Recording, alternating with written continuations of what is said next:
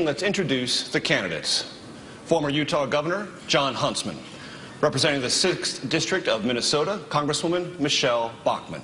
Representing the 14th District of Texas, Congressman Ron Paul.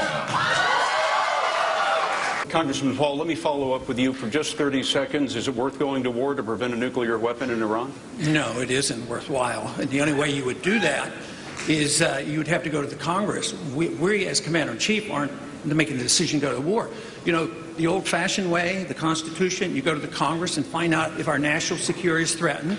And I'm afraid what's going on right now is similar to the war propaganda that went on against Iraq. And, you know, they didn't have weapons of mass destruction, and it was orchestrated, and it was, to me, a tragedy of what's happened these last 10 years, the death and destruction, $4 trillion in debt. So, no, it's not worthwhile going to war. If you do, you get a declaration of war, and you fight it, and you win it, and get it over with. Thank you, Congressman.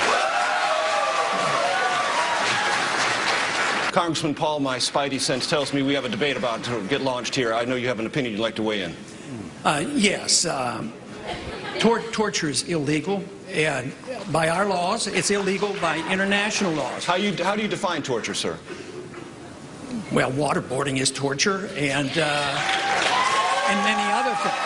It's illegal under international law and under our law. It's also immoral, and it's also very impractical. There's no evidence that you really get reliable evidence. Why would you accept the position of torturing 100 people because you know one person might have information? And that's what you do when you accept the principle of torture. I think it's uncivilized and have no practical advantages, and it's really un-American to accept on principle that we will torture people that we capture. And Major, that's time. Major, I have to weigh in on this.